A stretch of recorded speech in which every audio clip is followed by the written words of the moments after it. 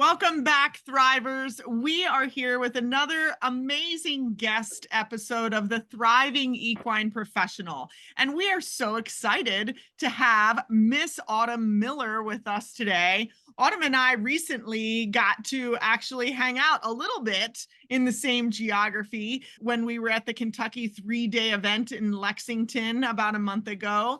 And so I'm excited to have you on the show, Autumn, to share your story and your journey as a thriving equine professional on the industry side. You've had a tremendous amount of experience in both the veterinary side as well as now industry. And I know that our listeners are going to be super excited and anxious to kind of hear about what your original intentions were as a career and where you are today, because you are in my favorite space of your career, and that is what I call your first decade, right? So it hasn't been, maybe quite a decade since you graduated from school. So let's take our listeners back to the beginning. And Autumn, tell us who you are and where you're from.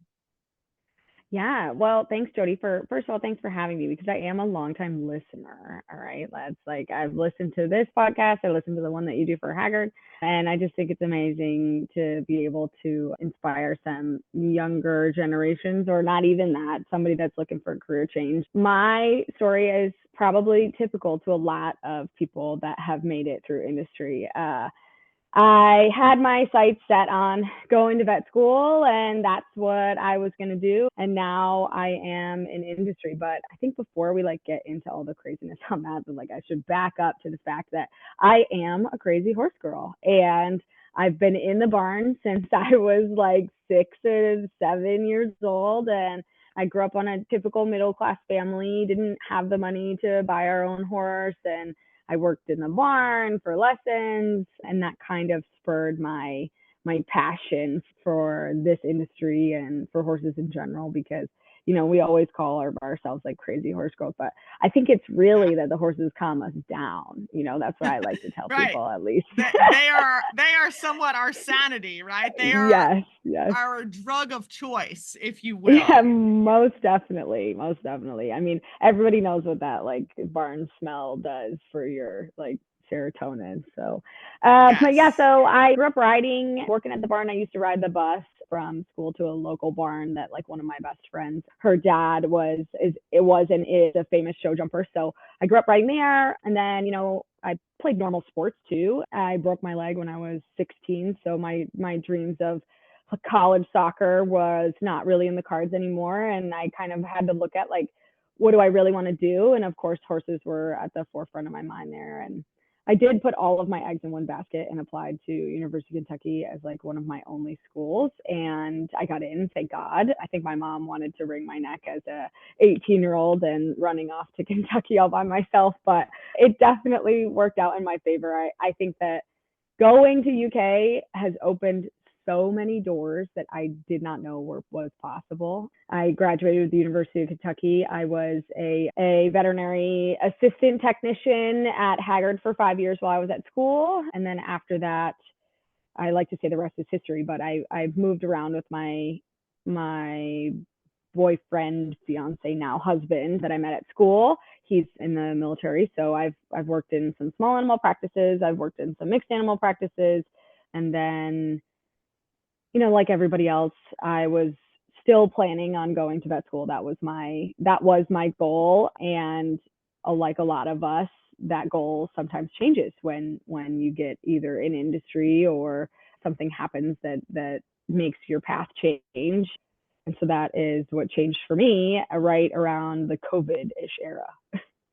Okay. So you graduated from UK with a degree in equine science, Yes. Mm-hmm.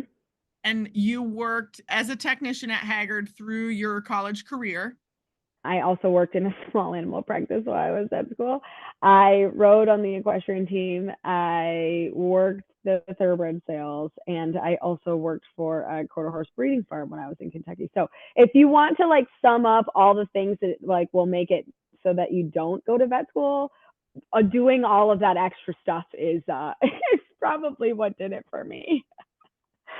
I love it. And so when did you decide? I mean, you graduated from UK, and were you still planning to apply to vet school, or did you apply to vet school? Yes, I had planned on doing it. I had all of my things that I needed to. The only thing that I had not done was take the GRE. And, I was studying for it, and life gets busy, right? I moved my first year like out of college. I worked at Haggard like through the winter, and then I moved down to Florida, and we moved twice in 6 months. Went to Florida, then we went to Texas, then we came back to Florida, and things just get busy. And the longer I was staying out of school, the more those science credits needed to be redone.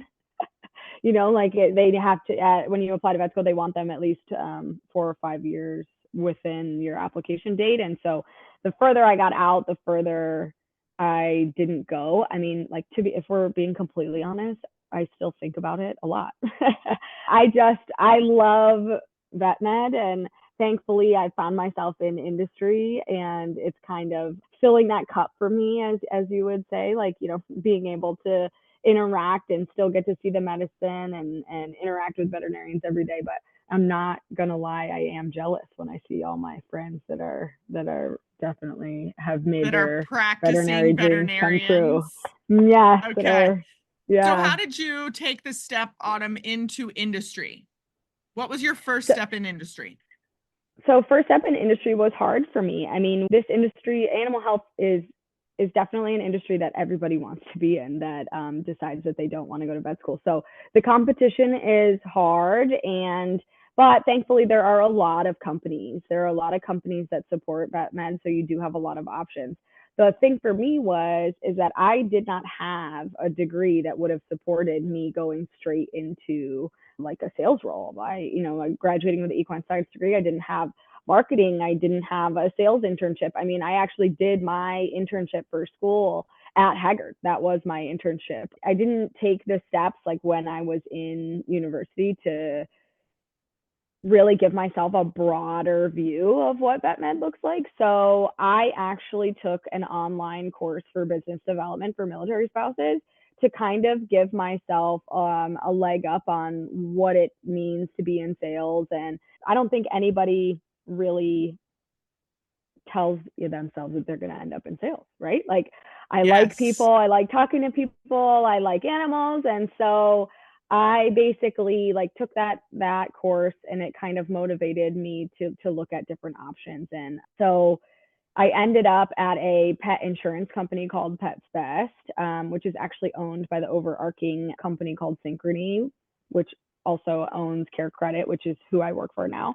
And so I was in running claims, people put their claims, and we process them and pay them and then move on from there. And so Care Credit had opened up a position in their inside sales that was for veterinary, and I had a friend that was going to apply for it, and we got talking, and I wasn't really feeling having to discuss small animal things. I had done small animals for 5 years. I had just gotten out of doing it in a mixed animal practice, and my main passion is equine, and so I was really hesitant to try it, because I said to myself, if I was going to move positions out of my current position, that it was going to have to be for an equine position, because that's what I really wanted to give back to. I missed the horses and all that. So, and then I found out that this veterinary position within Care Credit was also for their newly formed equine team. So I applied internally, and thankfully I ended up inside sales there, which was great. It was amazing. Yeah. I think inside sales is such a Yeah. critical position, and we don't talk Yeah. enough about that, right? And so really encouraging our listeners to understand those inside sales roles, whether they're with manufacturing or distribution, or in your case, financial services, which again is a space that's we just don't think about. And I often repeat this, but we don't know what we don't know. And to your point, it's not only the students that are making a student to professional transition or early in their career, but it's also career change opportunities. They're going to happen for most of us. We're going to look for greater fulfillment in different roles in different ways. And that might mean a little bit of a shift. And I think that the skills that we learn in inside sales are so critical. I love, Autumn, that you talk about taking that course for military spouses that was to better your business acumen and your financial acumen. Those are some of the things that I am very adamant that our students partake in during their undergraduate careers. I don't think we're encouraging enough of that. And, funny enough, I just taught the ag sales class at UK this past semester, right? So it was as soon as you were saying that, it was music to my ears. Yes, we need to talk about real life careers and sales and business acumen. And then in those inside sales roles, tell our listeners a little bit about the skills that you gained in a role like that. Why is inside sales so important and such a valuable contribution to growing our career? Yeah, so inside sales is definitely really important, especially for those that like you said, didn't go through any classes, because they're entry level positions, and you learn what it's like to have some grit.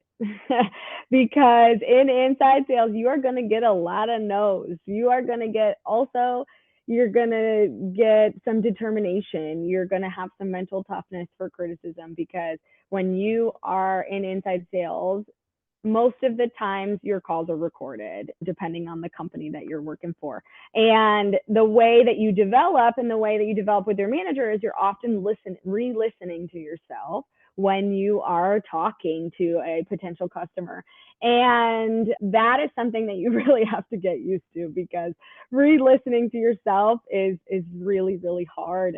And you hear yourself say, oh, I really wish I would have said that, or I need to have a better business plan when going into talking to somebody. And these are skills that I don't think that you can read about, you can learn about, but they are not something that comes. Yes. I don't even really like to call myself a good salesperson, because there are a lot of people that are really good at sales and inside sales specifically. So it's definitely a learning process still for me, but and oftentimes those inside sales roles are meant for just that development, right? Mm-hmm. Because there are many people who are long time gifted at inside sales, but there's a large majority of folks who, as they go into inside sales, it is in order to develop skills to become an outside sales professional, right? Yes, definitely. And if you find yourself in a good company, the development will come, right? They will have bigger positions that you can move into. They will put you on a development plan, especially if you are vocal about the fact that you want to learn and you want to progress and you want to stay loyal with your company. Not every company is perfect, and everybody has qualms about things, but generally, if you are vocal about the fact that you like the company, you like the mission, you can find yourself moving forward probably quicker than you thought you would be, especially if you are, getting out of your comfort zone. Especially for me, I was very comfortable being a veterinary technician. Okay, I can do all the anesthesia, put in a catheter, that is very, very normal, and I could probably do it with my eyes closed. So taking that jump to inside sales that I didn't ever have to sell anything to anybody was, besides heartworm prevention, was Right. and I always laugh when I was going through my interview process, and selling heartworm prevention to some people that don't want it is pretty hard if you've never had to do it. Yes. Yeah, for sure. Well, I think that's a really great point in regard to asking those questions when you are looking for a company or a brand or an organization that you're interested in working for. Asking the hiring manager, asking existing employees, what is the development plan? What are the development opportunities? And so for you, you mentioned that your comfort zone certainly is on the veterinary medicine side of things. But as you stepped into this industry role, Autumn, what were some of those development opportunities that you felt you took advantage of that made you a better professional? What were some of those standouts for you that would be an example? So for me, within my current company, I do lean on my leadership quite a bit. We have so many people that have worked for Care Credit for 20 plus years, and they've gone from any side, one side of the business to the other. And these people come with a wealth of knowledge about the business and how to get from point A to point B and how things are done. And so I think that for me, it was talking to as many people and networking within the company as possible. Thankfully, I'm at a company that I feel very loyal to and want to, as you said in the beginning, I'm in my first decade of being in industry. And I hope that I am in my first and second decade and many on with the same company. But I think that you have to be able to ask questions and you have to be able to say, what do I need work on, especially when they're looking at you from a much higher perspective, and being able to take that criticism and say, well, how do I get this business experience, or can I be a part of that meeting, even if it's just to be a fly on the wall. Being able to get yourself in situations where you can develop a little bit more is going to be super important. Awesome. Like putting yourself in places. I love how you said that, because you mentioned already, there are times that you're going to be uncomfortable, right? Get comfortable being uncomfortable. And then you just said, ask if you can be there, ask if you can be present and participate in meetings and participate in things that maybe are quote unquote above your pay grade at this point in time, so that you are learning forward and, getting exposure to some of those opportunities. So you mentioned grit, and I know that's one of the two big pieces of advice that you have for our listeners. So I want you to expound on that, Autumn, if you will. What do you mean when you say have some grit? I think that most people that are in equine have developed grit at one way or another, whether that's mucking 30 stalls a day or, like holding down the foal where your feet are falling asleep while your intern puts in your catheter. Like, I definitely have my mom to thank for this and a few bosses that I've had over the years. Hard work is nothing that I've ever shied away from. And I touched on this before that, animal health is really competitive to get into.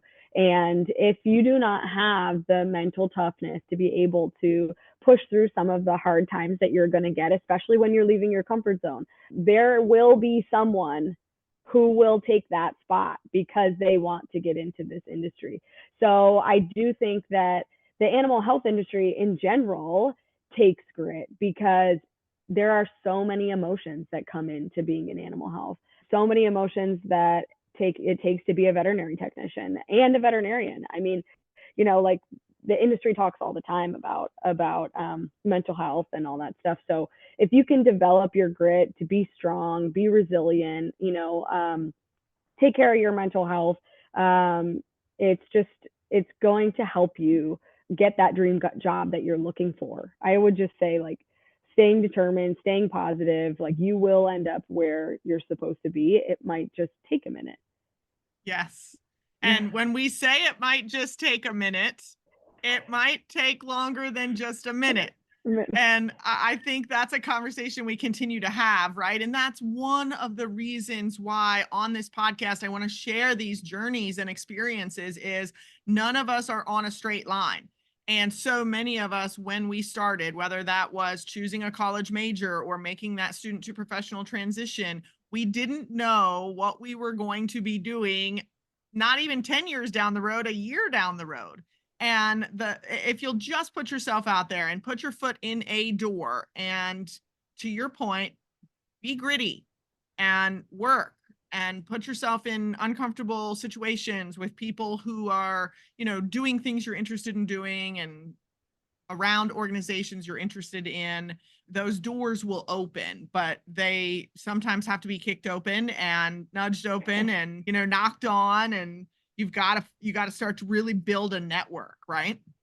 Yes, most definitely. And, like, I do think that, and I know that, like, we'll probably touch on it again, but, another thing that I do think is really important is staying true to who you are. Because when you go through these major life changes, you find new friends, you find new jobs, you get out of your comfort zone and grow, you have things that are inside you that make up your core values. And I think that staying true to those will help companies see who you are.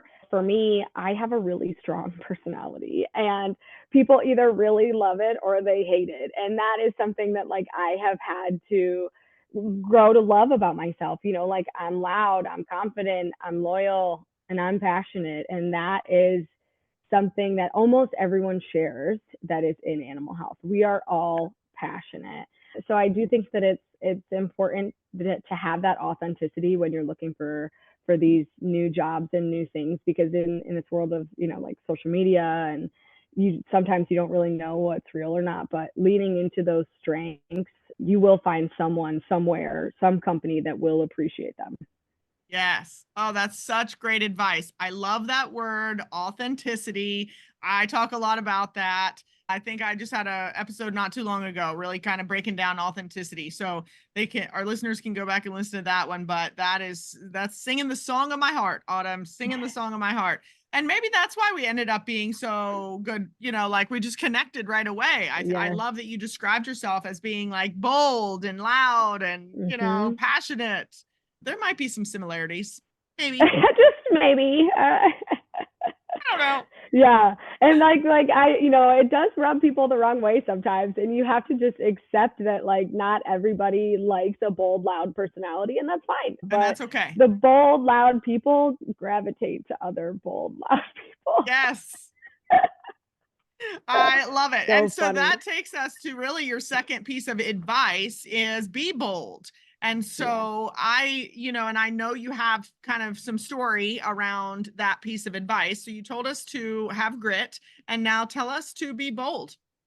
Being bold. And like, this is such like, for those that will listen to this that I work with, this is such a gimmicky thing, because bold is one of Synchrony's like overarching for their employees. And so I do think value, that, right? Yes, it's a core value. Yeah, there's the word that I was looking for. But yeah, so like boldness is what brings people's attention to you. And you will have to be bold, like you said, to kick down some doors to try to get some jobs. And I think that my boldness is what kind of has led me into all of the jobs that I have had across my life. I was a FEI groom, and that is one of the like boldest jobs you better have, because those show horses are not easy to handle. Okay.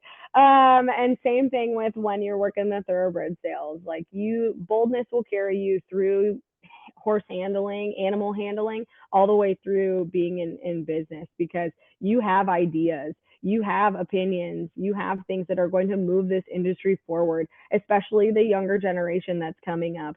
Change happens in waves, and I think it's important to be able to push that envelope on some of us in an older generation. We might not think the way that you do, but having the ability to be bold and speak your mind is what is going to help you. Like there's ways to be bold and not be, what's the word I'm looking for? Like not be rude or not be, but it's important to be able to hold that and use it when you need it. Yes. Great advice. And so I was thinking when you were like, oh, what's the word? I think a lot of times we're told that we're aggressive. And yes, there you go. Like that's not that's not our intention, but by being bold and not being afraid to be somewhat assertive in situations where we are there, we're natural leaders. We want to be a part of the decision-making process, a part of, the conversation. And so being bold, I think, is a great way to say that. And especially as young women, we are sometimes given a bad rap for some of those qualities that are celebrated in men that aren't always quite as celebrated in young women. So yes, I love that. We're going to add that to my list of, quality characteristics. Yes. Bold. Be bold. Be bold, young lady. Yeah. So tell us then, Autumn, a little bit more about what you do now, because really, your role is fairly new, if I'm correct. And so tell us a little bit about, I mean, it's a long-standing brand and company, but the addition of equine, it's another reason for us to celebrate where we are in the equine industry right now, the growth opportunities, the new jobs, the new roles, and to encourage young people and say, there's change every day. To your point, you just talked about that. There's change, there's opportunities coming. You have one of those pretty brand new opportunities, right? Yeah, so I hope that everyone knows what Care Credit is if you have a horse or animals. But for those that don't, Care Credit, it's a health and wellness credit card, and it's accepted at 26,000 locations nationwide.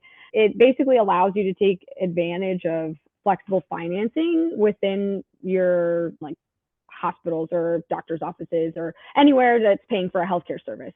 So like, for example, it can be used at a veterinarian, a dentist, ophthalmology, audiologist. The horse people love the cosmetic.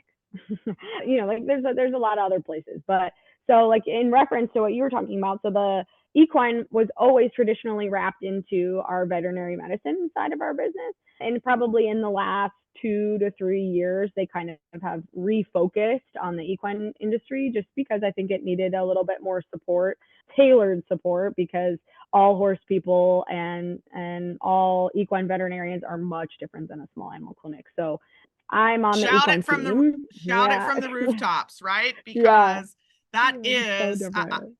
that is absolutely one of the points that we continue to have to make, and where some of our pet parents know what Care Credit is because there's a long history there. Our equine industry isn't nearly as aware of that brand. And we have to understand exactly what you just said, that the equine world, whether it's veterinary medicine, whether it's horse ownership, it operates so differently, and there's a different set of priorities and values and disposable incomes and levels of spend and all of these factors, both inputs and outputs. So I just wanted to drive that point home for our listeners, is that this is an investment into the equine industry because of an acknowledgement of a need for us to be, to your point, more specific to equine. You have to speak Yeah, equine. and you have to speak equine, and you have to speak like not just you can't just, you have to walk the walk and you have to talk the talk, right? Because like most equine enthusiasts, I'll call us, because not everybody owns a horse, but they can see right through somebody who kind of knows what they're talking about, not does know and has lived it. So that's kind of what Care Credit's vision was for that. And my job within the company, like I said, I started in inside sales, and they just recently promoted me to more of a commercialization side of things. So now I get to maintain bigger relationships. I get to provide educational trainings, go to trade shows, industry events, this was our first year at Kentucky 3-Day. And then, like another major part of my job is educating our cardholders on the options they have when they're paying for their vet care. And so that's one of the major things for Care Credit, is that we're a flexible financing option to be able to choose to pay off your veterinary bill. Yeah. And I mean, I think you're downplaying it just a little bit. You do have some letters behind your name in your title now. So I do, yes, yes.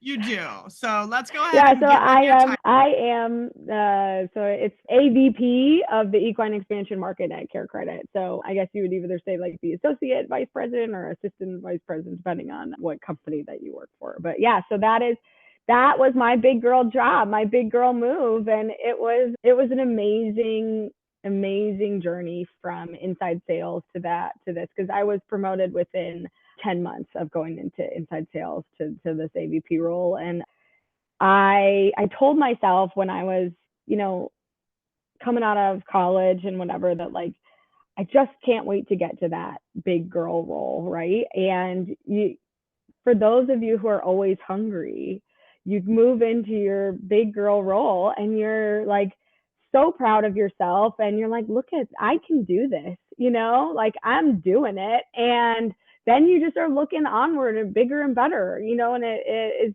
I never thought that I would have that. I mean, I've always had drive, but like when you were looking at being a veterinarian, that's the end goal, right? Like Yes. being a vet, I make it, that's what I got to do. Whereas in business, like there are so many routes that it opens up a bigger, wider range of things that you can do. Yeah, without a doubt. And I think, ultimately, I think that, while even though you respect and love the veterinary colleagues out there, that maybe that's part of why you're meant to be exactly where you are meant to be, right? That constant growth. Our veterinarians are constantly growing, especially when it, comes to academic and clinical education. But for you being able to speak horse, being able to interact with veterinarians and their teams, being able to interact with horse owners and, kind of move through the ranks, you also have a pretty incredible team around you. And so I think we should just give a shout out to all that's going on from an equine perspective with your organization, because what an amazing team you have. Oh, I'm so happy to hear that, because they would be happy to hear that. So for all of you guys that are going to listen to this afterwards, although my VP, Kate Hayes, she is also a horse person, the majority of my team is not. And Yeah. so it is so great to have a company and people surrounding you that believe in you and believe in the message to support you and lift you up, especially when you are like in an expansion role, right? Like this is an expansion role for the Care Credit. It's nice to have a team backing you that says, like, I trust you, I believe in you, I know that these moves that you're making are the right moves. It's great. I'm so happy to be in this company and with this organization, because having that support, it means everything. Yeah. I could see some of those interactions. I just wanted to share that because I got to see that in person, right, at the Kentucky 3-Day, with everyone being there and with that being your first time to have that kind of a presence at the 3-Day. Just so much respect and hard work and energy and passion and camaraderie. So I always love to give, a shout out where that shout out is 100% due, because I know how much work goes into an event like that and how much work goes into a role like that. And so, yeah, props to all that you have going on. Now, the other thing, Autumn, that we would be remiss if we didn't throw out there is you are not only a military spouse working in this amazing role, but you are a mom. And I so am. I also got to see that in action a little bit at the 3-Day, because your mom was coming and going as your, assistant, if you will, in momming, and being able to bring your son, pick him back up, make sure that you had that life balance going on. So tell us about having this career and being a military spouse and a mom. Yeah, my poor mother. I flew her into Kentucky and was like, "Hey, can you watch him?" And it just, like things just got so busy, and I hadn't seen him in a day or two, and I knew the team wanted to meet him. So yeah, I have a 2-year-old son, and that is definitely something that like is a learning process. I actually just listened to your, like, before I went to 3-Day, your podcast for Haggard on like being a mom veterinarian, and it's very similar to like my experiences. And I think that when you add the military spouse on top of it, it does make it sound a little crazy, because I work full time. I have a 2-year-old son, and then my husband is in and out of the country. So like right when we were at 3-Day, he had been gone for 2 months. So I was single parenting and working. So you just do it. It honestly, it's a part of also the grit, right? Because like you've been in hard situations, and they are the best thing ever. He's wild. His name is Leon. He loves coming to the bar and he loves running around, and they just fall right in line with what you're doing, and they feed off your energy. And the hardest thing that I was worried about with moving into this AVP role was that the travel. I was really worried that the travel was going to bother me. And my boss, her name's Boo Larson, she's our senior vice president, GM. You met her at 3-Day. She is also a single mom, came over from England, had her daughter here. And one piece of advice that she gave me was that they watch you do this. They watch you have a career, and they will look for that as inspiration as they're growing up. And I never really looked at it that way. I looked at it as like, well, I'm going to be gone. He's going to know that I'm not going to be here. And like, that may be true in the younger stages. But, you know, when they get older, they will see you being successful in a career, and they will have an example to look at of what it takes to have a high profile career, and just to be able to kind of manage and juggle it all, which it doesn't always work out that way. We all talk about life balance, right? And sometimes you know, life balances you and you balance it, but it is the way that it is sometimes, you know. Well, I love that you said life balance and didn't add that other word that I refuse to acknowledge. And I love that you just said that in kind of a new way. Sometimes life balances you and sometimes you balance life. Mm-hmm. There's my takeaway for today, because I talk a lot about life balance and our responsibility to kind of own that, right? What that means to each of us. But I, you know, like I said, really wanted to make sure we heard from you with such a youngster on your hands, Oh, yeah. and that what Yeah. your life balance looked like. And also, I hope Boo listens, because you gave Boo a shout out, and she was like my favorite person that I met that day that I hadn't ever met before. I've met you and Kate and some of the others, but I loved meeting Boo. So yes, there's a huge fondness and respect there as well. So Autumn, what else would you share with our listeners, young listeners who are making career choices, trying to figure out what they're going to do? Maybe it's a young listener, Autumn, that's getting an equine science degree somewhere. And what's your advice for them? I would have to say that, you know, like we talked about this, and it's something I don't regret it, right? The way that I did it to get to where I am. But like, if I had to go back, I would take different courses while in college. I would have like focused on my vet, what I needed to get into vet school, but having some other, like you taught that ag sales class, like that's fantastic. I would have maybe done some thoroughbred stuff because I was really interested in that. Like, broadening your studies will help kind of narrow down what you like and what you don't like, especially if you don't end up going to vet school. And I also like want to touch on the fact that like not everybody is meant to be a vet. So I went through like a mourning period of like, oh my God, I didn't go to vet school. And like you said, like it must just, things work out the way that they're supposed to be. And, you know, like, don't be so hard on yourself if you don't make it. And that was really, I mean, I went through like 4 or 5 years of just like, I can't believe that I didn't go. I can't believe I didn't go. And I think that it happens the way that it's supposed to happen.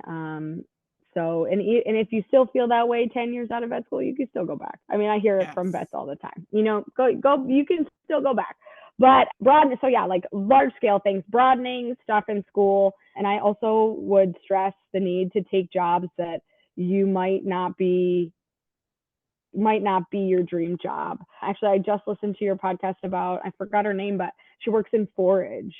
Yes. Yeah, she's also Yes, at UK. and that was such a great, yeah, she went to UK. She like, you know, got bit by the UK bug, because for everyone out there, University of Kentucky is amazing. So if you're going to go anywhere, go there. Yeah, so her story is just interesting, because like I looked at myself when I was listening and I said, would I have ever chosen to like work in pasture management? And I was like, probably not, but that is a cool job and something that everybody needs. And so, you know, you might find passions in jobs that you might not be thrilled about doing, but you might find something in you that you like. Like for me, I had no idea that I love public speaking. I had to get up in front of a room of 200 people at AAP this year, which is the most that I have ever spoken in front of. And I loved it. But were you nervous? Sort of, yeah. I mean, I like, Boo was prepping with me like right before at breakfast, so she would probably be like, yes, she was nervous. Yes. I asked that because I'm like, it's okay. It's okay to be nervous. Okay. My mom used to make me play piano in front of, like, we used to do concerts and stuff like that. So like really the amount of people is not what bothers me. The content, like knowing the content well enough is what really, like, I think bothers me. And also that was also the first time I had to speak with my higher up, which I think also added another element. My VP and I, Kate, we travel and talk all the time together. So she's like my little security blanket, but to have your big boss there makes things just a tad, Yeah, stakes are just a a little little higher. different. Well, Autumn, I think that's so much brilliant advice, really. And so, in addition to the have grit and the be bold, I love your advice to, I'll paraphrase in my own words, but to be versatile, And so you said to take some other jobs, take some other courses. I'm a huge proponent of that because I'm not always the number one supporter of equine only degrees.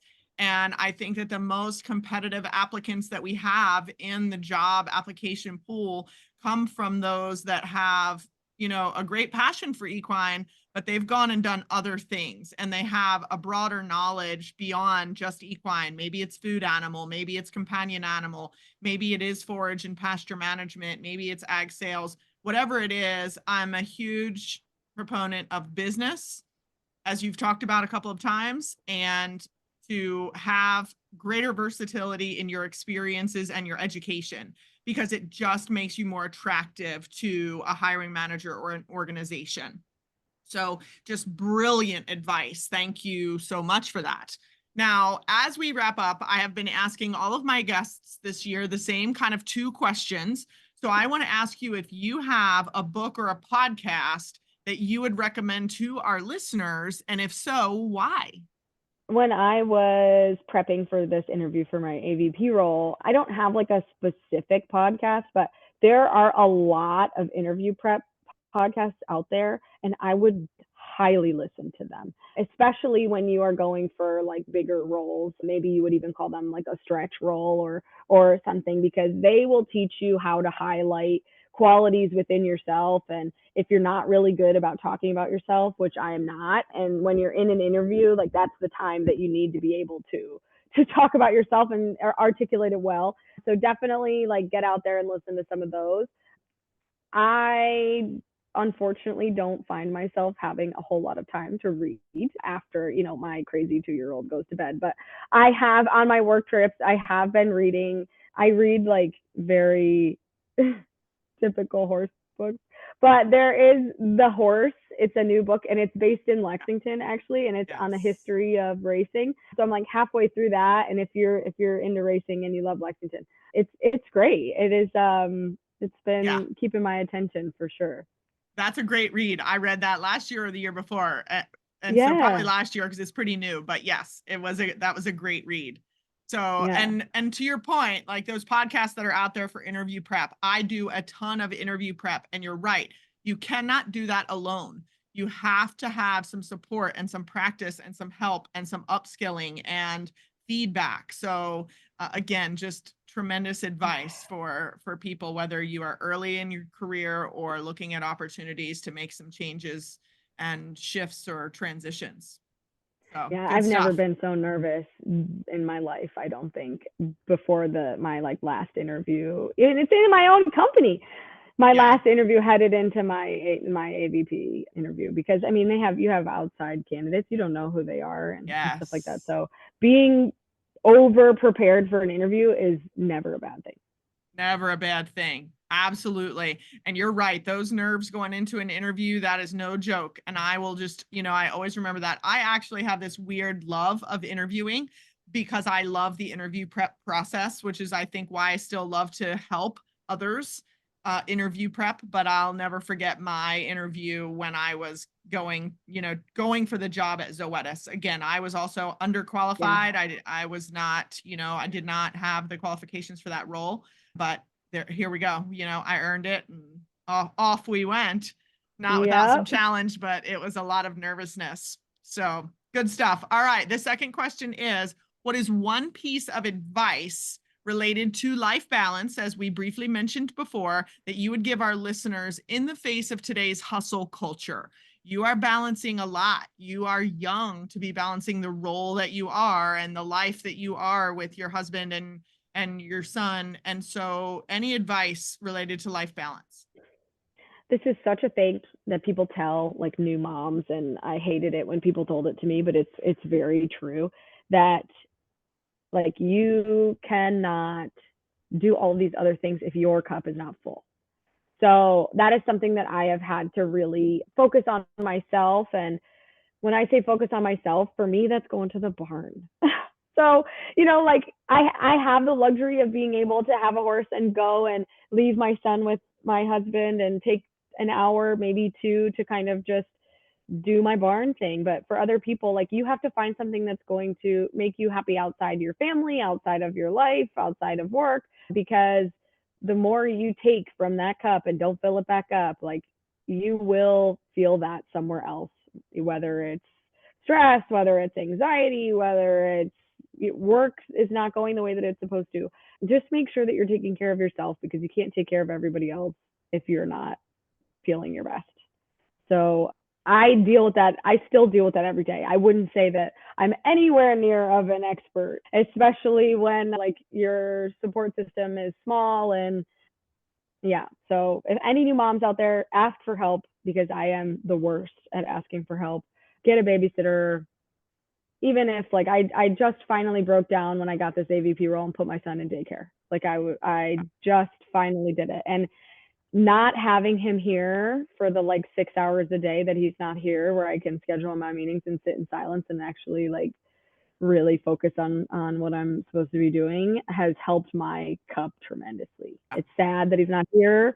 The whole process is sad, but it helps me in different ways than I thought. So yeah, overall, keep that cup full is all I have to say. Good. Keep that cup full. Autumn, thank you so much. This was just rich with great experiences, great advice, brilliant wisdom. And I can't thank you enough for taking a little time out of your day to give back by sharing on the Thriving Equine Professional. I know that there are some folks that will want to reach out to you. You and I are connected on LinkedIn. Definitely. That's always where I start.